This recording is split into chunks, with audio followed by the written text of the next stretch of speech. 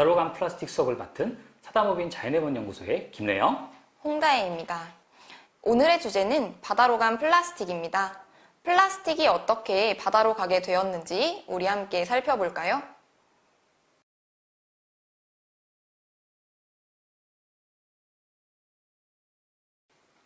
여러분, 이 그림을 함께 봅시다. 레영 선생님, 이 그림을 보면 무엇이 떠오르시나요? 바닷속 생물들이 안전한 음식을 구별하는 방법을 배우고 있네요. 바닷속 생물들이 먹이와 물에 떠있는 플라스틱을 잘 구별하지 못하는데 이것을 구별할 수 있도록 수업을 하고 있습니다. 네, 맞습니다. 지금 우리 바닷속에는 플라스틱이 너무 많아서 바닷속 생물들이 안전한 먹이를 구별하기 어려운 상황이에요. 그래서 이렇게 안전한 먹이를 구별하는 방법을 배워야 할 정도입니다. 그렇군요. 플라스틱 쓰레기가 문제라는 이야기는 많이 들었지만 이렇게까지 심각한 줄은 몰랐습니다. 그러면 우리 오늘 수업에서는 왜 이렇게 바다에 플라스틱이 많아지게 되었는지, 플라스틱의 장점과 단점, 그리고 이 플라스틱 문제를 어떻게 해결할 수 있는지 함께 알아봅시다. 여러분, 매년 점점 더 늘어나고 있는 플라스틱 생산량, 그리고 함께 늘어나고 있는 플라스틱 쓰레기. 우리는 플라스틱 시대에 살고 있습니다. 우리가 무심코 쓴 플라스틱으로 인해 바다는 50억 개의 플라스틱이 있으며 그 무게는 6만 마리의 코끼리 무게와 맞먹습니다. 과학자들은 약 1억 톤의 쓰레기가 바다 위를 떠다닌다고 보고하고 있어요.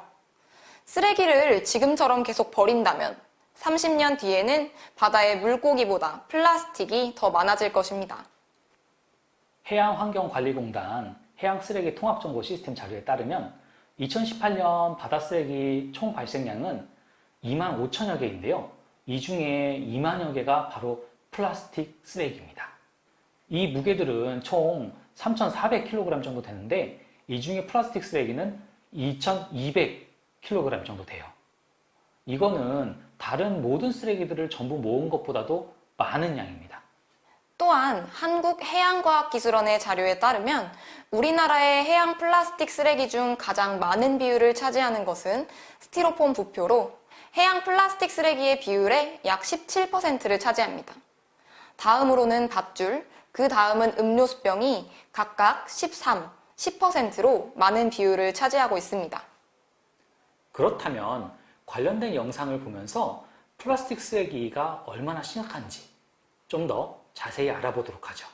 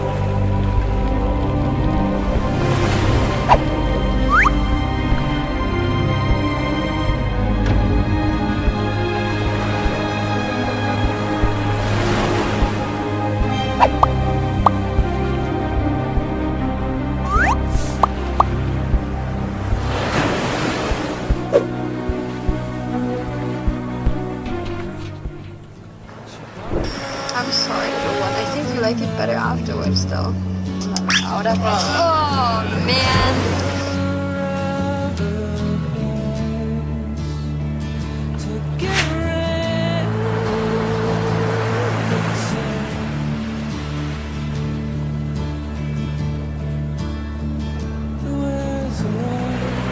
아니, 다혜 선생님, 지금 뭐 하고 계신 거예요? 이렇게 몸이 꽉 묶여 있으니까 너무 불편해요.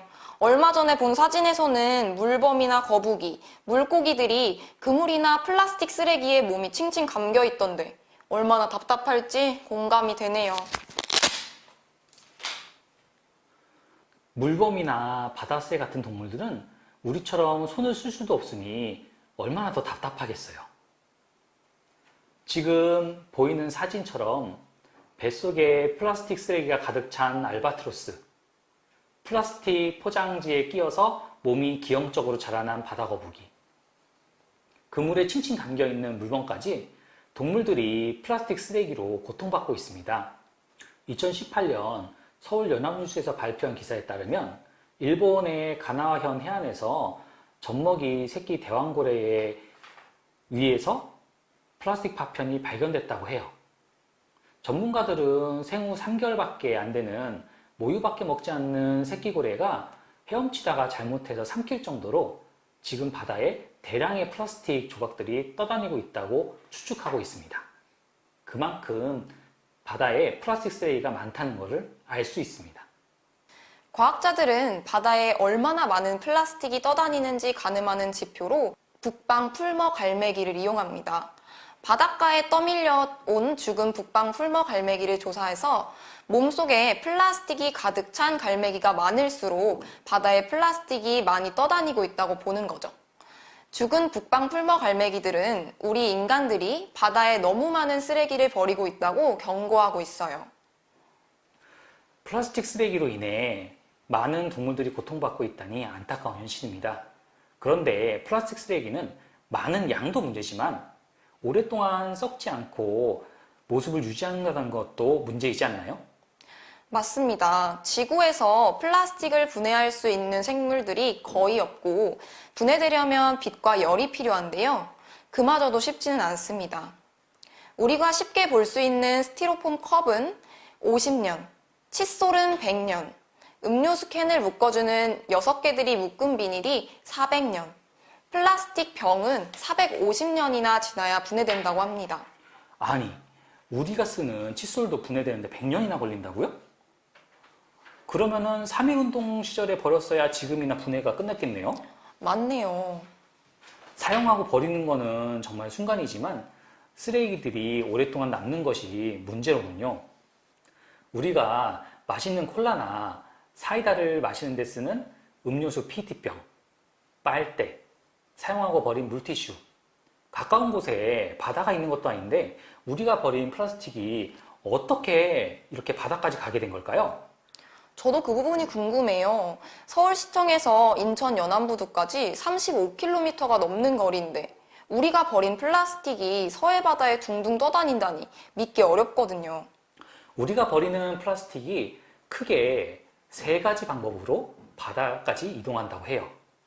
첫 번째, 길거리나 해안에 버려진 플라스틱 병이나 포장지가 하수구나 강을 통해서 바다로 흘러갑니다.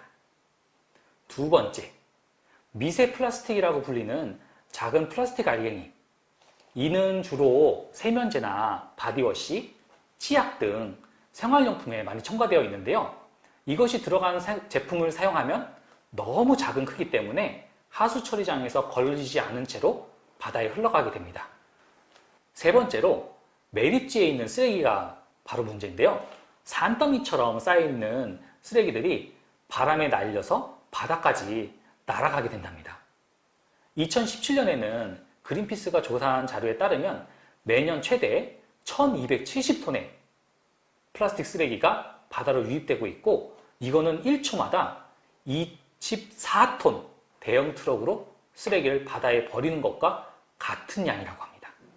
그렇게 바다로 간 플라스틱이 바다에 살고 있는 생물들을 위험하게 만드는 거로군요. 2018년 8월에 제주 앞바다에서 멸종 위기종인 붉은 바다 거북이 죽은 채로 발견되었다는 뉴스 기사를 보았어요.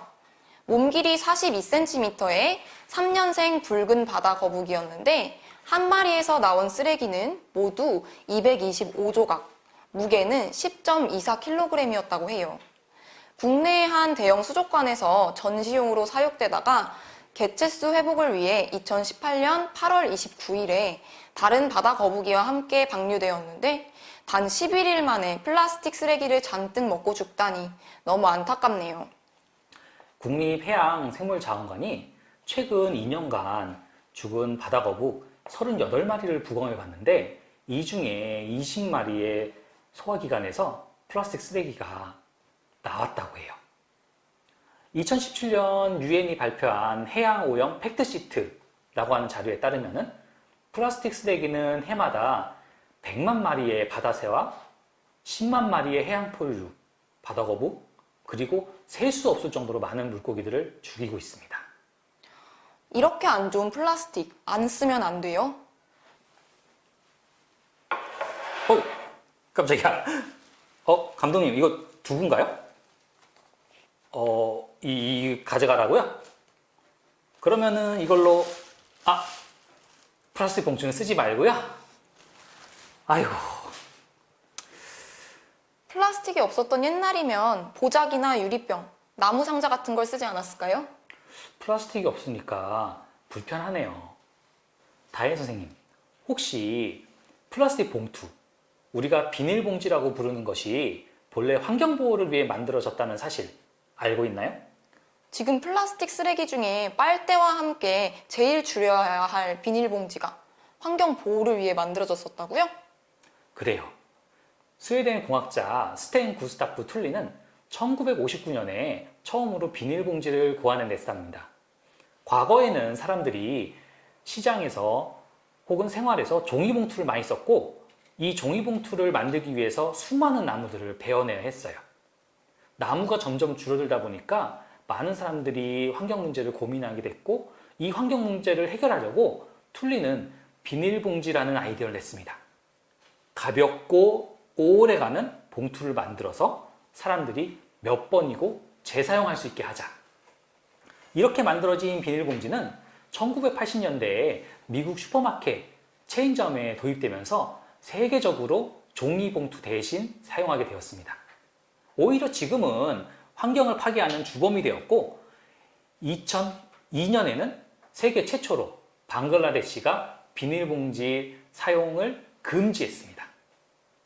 가볍고 오래가는 봉투로 아이디어를 제안한 툴린도 우리가 너무 쉽게 버린다고는 생각하지 못했나 봐요. 지금 가진 것을 아껴 쓰고 재사용하고 망가지면 고쳐 쓰는 것이 좋겠네요.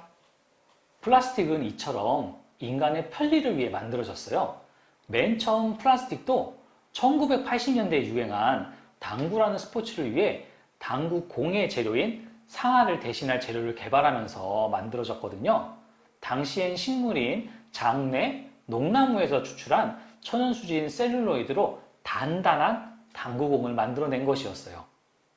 이후로 천연수지인 페놀수지, 요소수지, 멜라닌 수지가 발명되었고 석탄화학에서 뽑아낸 나일론, 석유를 사용하면서부터는 석유화학에서 나프타를 이용해가지고 우리에게 친숙한 PE, PVC, PS 같은 것들을 만들어냈습니다.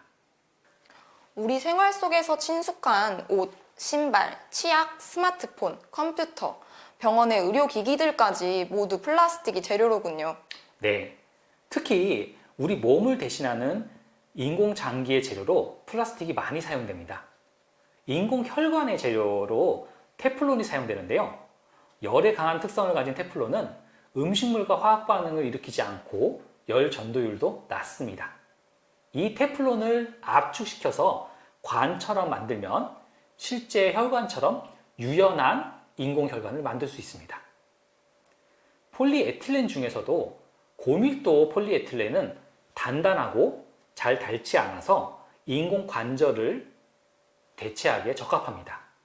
뼈가 어긋나거나 부러졌을 때 혹은 관절 사이에 마모가 심할 경우에 신체 일부를 대신할 수 있습니다. 폴리메틸 메타크릴레이트, 이 발음하기 어려운 녀석은 주로 뼈나 치아를 붙이는 접착제로 쓰입니다. 투명하고 굴절률이 좋아서 눈에 들어가는 하드 콘택트 렌즈의 재료로도 활용되고 있죠.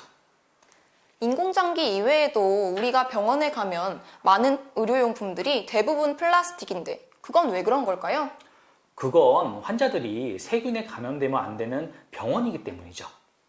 지금 보는 것처럼 여러 의료기기들이 플라스틱으로 만들어져 있는데 여러 환자들이 같은 의료용품을 사용하는 것은 위험하거든요.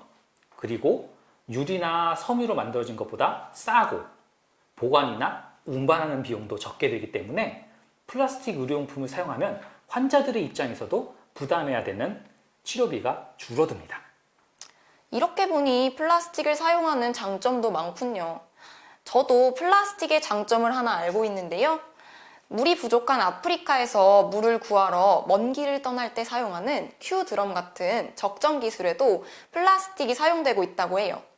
네, 이처럼 플라스틱은 우리의 생활을 편리하게 만들고 우리의 생활에서는 없어서는 안 될 물품입니다. 하지만 플라스틱이 환경 문제의 원인이 되고 있는데요. 그러면 우리는 어떻게 하면 좋을까요?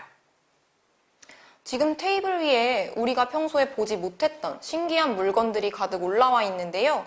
지금부터는 우리가 쓰던 플라스틱 제품들의 문제점을 해결할 수 있도록 개발한 대체 플라스틱을 알아보도록 해요.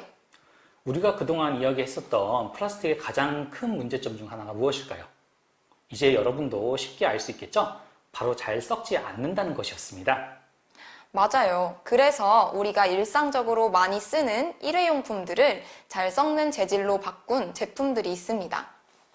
여기 다양한 빨대들이 놓여 있는데요. 이 빨대는 종이로 만든 빨대입니다. 디자인도 다양하고 무엇보다 빨리 썩어서 없어지기 때문에 환경에 좋겠죠. 다음은 사탕수수 빨대입니다. 종이보다는 좀 더 오래 가지만 잘 썩고 무엇보다도 단단해서 사용이 편리하다고 해요. 이 빨대는 약간 투명하죠? 먹을 수 있는 빨대입니다. 무엇으로 만들어졌을까요? 바로 쌀로 만든 빨대예요. 50에서 60도씨 뜨거운 물에서도 2시간가량 변함없이 사용할 수 있다고 해요. 이거는 그냥 플라스틱 빨대 같은데 우리가 사용하는 플라스틱 빨대랑 다른 거가 있나요? 이 빨대는 PLA 빨대라고 해서 옥수수로 만든 빨대예요. 플라스틱 빨대랑 재질이나 사용감에서 거의 차이가 없습니다. 그리고 하루 정도면 여러 차례 사용할 수도 있어요. 빨대 외에도 같은 재질로 만든 이 컵도 있습니다. 처음에 이 컵을 보았을 때 당연히 플라스틱 컵이겠지 생각했는데 여기 보시는 것처럼 I'm not plastic이라고 써 있어서 너무 놀랐습니다. 투명하고 가벼운 플라스틱 재질과 같아 보이는데 이것도 옥수수로 만든 제품이라고 해요. 그 밖에 다양한 플라스틱 대체 물품들을 화면으로 만나보도록 합시다.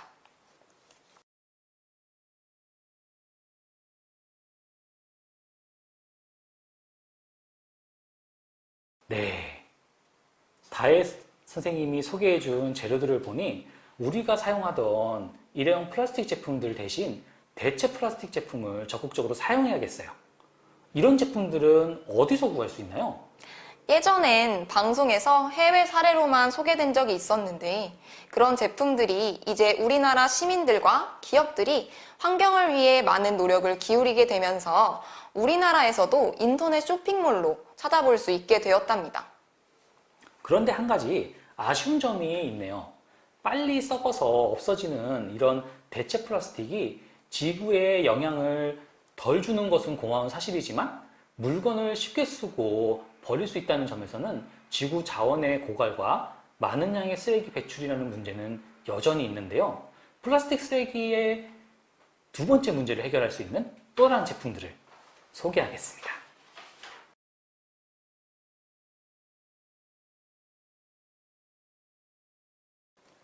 화면 잘 보셨나요? 스테인리스 빨대, 유리 빨대, 실리콘 빨대, 여러 가지 재료들로 만든 빨대들이 있죠. 이런 빨대들은 한 번 사용하고 버리는 것이 아니라 계속 세척해서 오랫동안 쓸 수 있습니다. 여기도 좀 보세요. 에코백, 텀블러, 그리고 손수건이 있네요. 일회용 비닐백 대신 에코백을 사용하고 일회용 컵 대신 텀블러를 가지고 다녀요. 그리고 티슈 대신 손수건을 사용한다면 많은 나무를 보호할 수 있습니다. 더불어 가까운 나라 대만에서는 일회용품을 줄일 수 있는 문화가 하나 있는데요. 이렇게 개인용 식기를 가지고 다닌다면 일회용품을 줄일 수 있겠죠. 한 가지 주의해야 할 점이 있습니다. 텀블러나 에코백을 생산하는 데에는 비닐봉투나 일회용 플라스틱 컵보다 더 많은 온실가스가 배출됩니다. 종이봉투는 비닐봉투보다 3번 이상 재사용되어야 하고 에코백은 비닐봉투보다 130번 이상 재사용되어야 환경을 보호할 수 있다고 해요. 한 개의 텀블러나 에코백을 사용한다면 친환경적 실천이 될 수 있겠지만 여러 제품들을 사놓고 잘 사용하지 않는다면 오히려 지구에 더 안 좋은 일이 될 수 있습니다. 물건을 살 때는 신중히 고르고 한 번 사면 오랫동안 쓰도록 하는 습관, 다 같이 노력해 보아요. 지금까지는 플라스틱 쓰레기 배출을 줄이기 위해 조금 더 친환경적인 제품을 사용하고 친환경적인 사용 방법에 대해 알아보았는데요. 보다 더 적극적인 플라스틱 쓰레기 문제 해결법, 이 그림을 통해 함께 알아볼까요?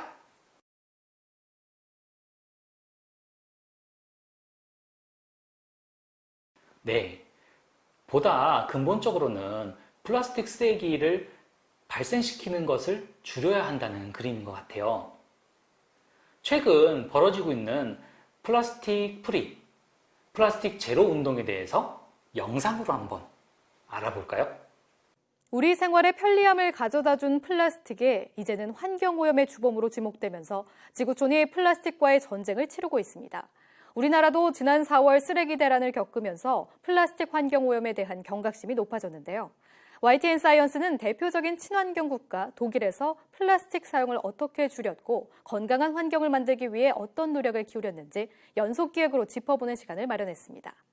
오늘은 첫 번째 순서로 플라스틱을 덜 쓰는 독일인들의 생활 습관은 어떤지 자세히 들여다봤습니다. 이혜리 기자의 보도입니다.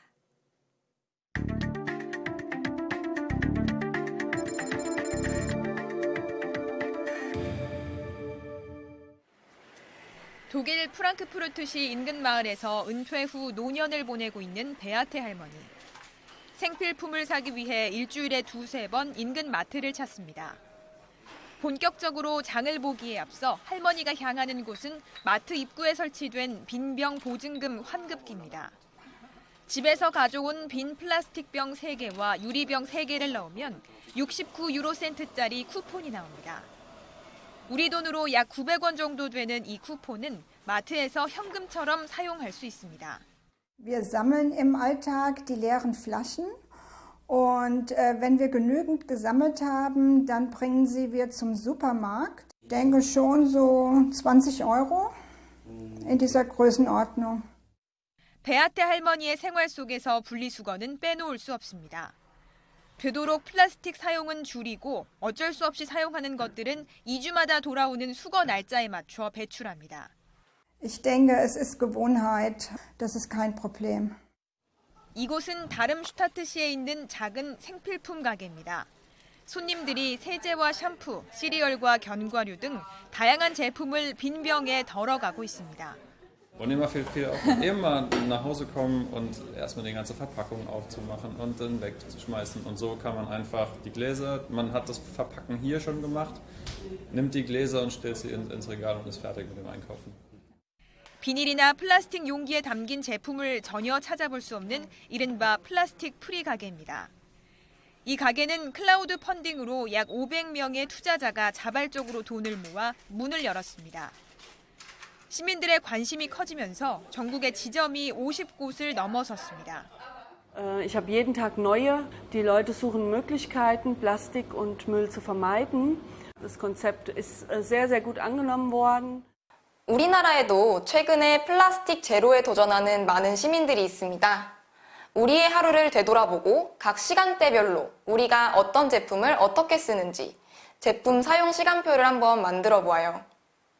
이 그림은 내가 하루에 어떤 플라스틱 제품을 쓰는지 적어볼 수 있는 시간표입니다. 이 그림처럼 우리가 하루 동안 접하고 쓰는 물건을 어떻게 플라스틱 없이 대체할 수 있는지 선생님과 여러분이 함께 고민해보고 나만의 플라스틱 프리 24시간 실천표를 만들어 보아요. 그리고 실제 실천에 옮겨보도록 해요.